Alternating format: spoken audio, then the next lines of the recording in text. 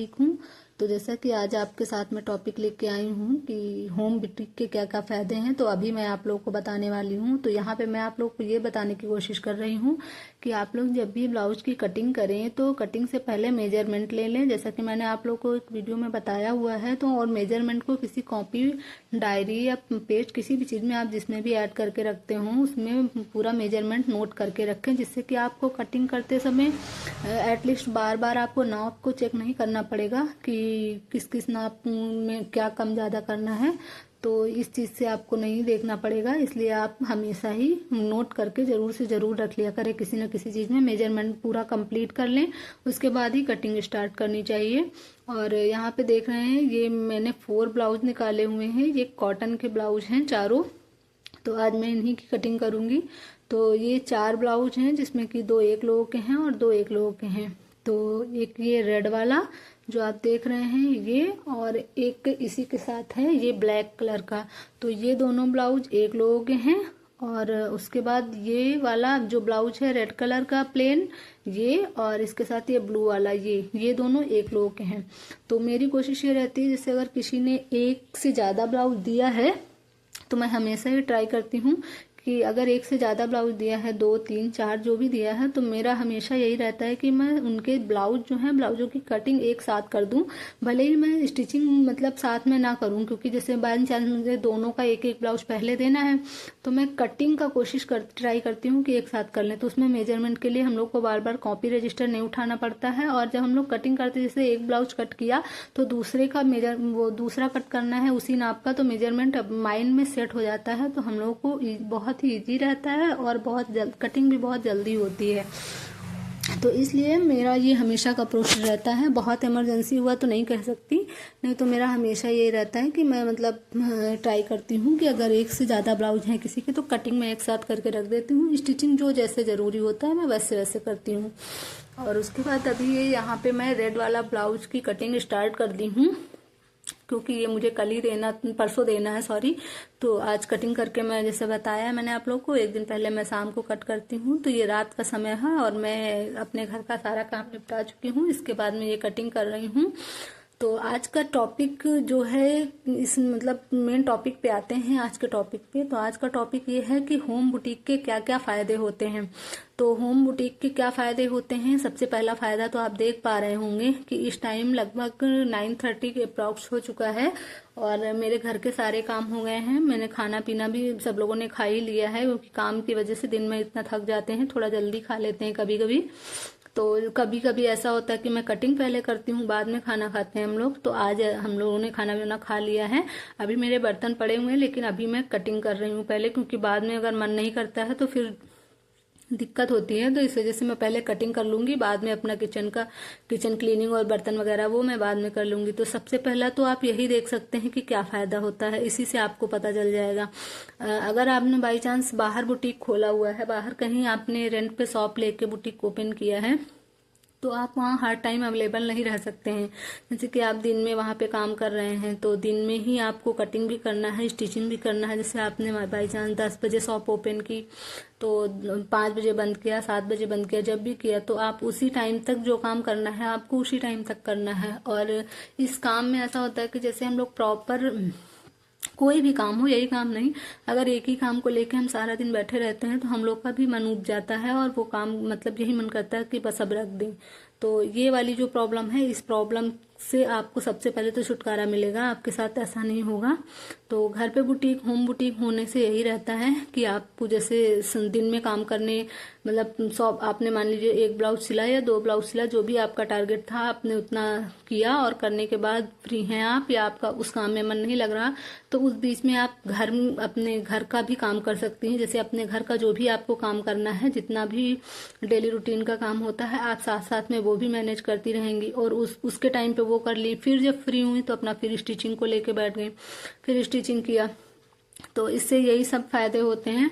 और फिर बीच में अपना, अब अगर आप बाई चांस 5 बजे या 6 बजे, आप हाउस वाइफ हैं, तो आपको 6 बजे तक तो एटलीस्ट शॉप बंद करके आना पड़ेगा। 7 बहुत हो गया तो 7 बजे तक, क्योंकि आपको घर में आके बच्चों को भी देखना है। और खाना भी बनाना रहता है और घर का भी सारा काम करना रहेगा, क्योंकि खाना पीना भी करना है। हम हाउस वाइफ को तो ऐसा तो है नहीं कि हम वर्किंग है या शॉप खोले हैं तो ये सारा काम हम लोग को नहीं करना होता है, तो टाइम से शॉप बंद करके आनी होगी। और अगर हम लोग एक बार बंद करके आ गए तो उसके बाद घर का काम किया, घर का खाना पीना जो भी है, बच्चों को देखा, सब कुछ करने के बाद फिर उसके बाद अगर मेरे पास हम लोग के पास टाइम भी है तो फिर हम लोग बुटीक का काम नहीं करते हैं। और वहां से डेली लाना ले जाना ये भी पॉसिबल नहीं होता, फिर एक आलस सा आ जाता है। तो उस घर पे रहने से सबसे पहले आपका ये फायदा रहेगा कि आप साथ साथ में अपना घर भी मैनेज कर सकती हैं और अपना बुटीक भी मैनेज कर सकती हैं, अपना स्टिचिंग का काम भी साथ में लेकर चल सकती हैं और अपने घर के काम भी लेकर चल सकती हैं। और दूसरा प्लस पॉइंट ये रहता है इसमें, आपका फायदा ये रहता है कि अगर आप बाहर शॉप लेंगे, अगर आपकी अपनी शॉप है तो कोई बात नहीं है, लेकिन अगर आप रेंट पे शॉप लेंगे तो आपको उसका रेंट भी देना होगा। बाई चांस आपने न्यू न्यू स्टार्ट किया है, अभी आपका काम मान लीजिए उतना अच्छा नहीं चल रहा है, तो भी आपको रेंट तो आपको प्रॉपर ही देना होगा, तो आपको उस चीज़ से बचना पड़ेगा। और मार्केट में ये हो गया कि अगर जैसे आपने मार्केट में रखा रहा तो आपको उसका सेटअप भी थोड़ा सा अच्छा मेंटेन करके रखना होगा। जैसे मशीनें वगैरह हैं, थोड़ा ये नहीं कि बस एक मशीन रख ली ऐसे बैठ गए, तो ऐसा नहीं हो पाता है मार्केट में, क्योंकि मार्केट में लोग वही कहते हैं ना, जो दिखता है वही बिकता है। घर पे दिखने बिकने से नहीं होता है। अगर आपका काम अच्छा है तो घर पे भी आपके पास कस्टमर आएंगे, कोई ज़रूरी नहीं है कि आप मार्केट में ही शॉप ओपन करें। तो लेकिन अगर आप मार्केट में ओपन करेंगे तो ये पॉइंट आपके पास आता है कि जो दिखता है वही बिकता है, तो आपको उसके लिए शॉप को मेंटेन करना पड़ेगा बुटीक के अकॉर्डिंग। मिरर लगवाना या फिर मशीनें वगैरह, हो सकता है आपके फिर वहाँ पे बैठे तो आपको कारीगर वगैरह भी रखना पड़े, जो भी होगा। तो इन सब चीज़ों से आपकी बचत हो जाती है और आप घर पे रह के दोनों चीज़ें साथ में कर सकती हैं। प्लस जैसे आपके छोटे बच्चे हैं तो आप बच्चों को किसके पास छोड़ेंगी, छोड़ के भी नहीं जा सकती हैं, या फिर अगर आप शॉप पे ले जाएंगी तो फिर काम कैसे करेंगी। तो ये वाला भी आपके पास पॉइंट रहता है कि आप बच्चों को भी देख लेती हैं और साथ में अपना काम भी करती रहती हैं।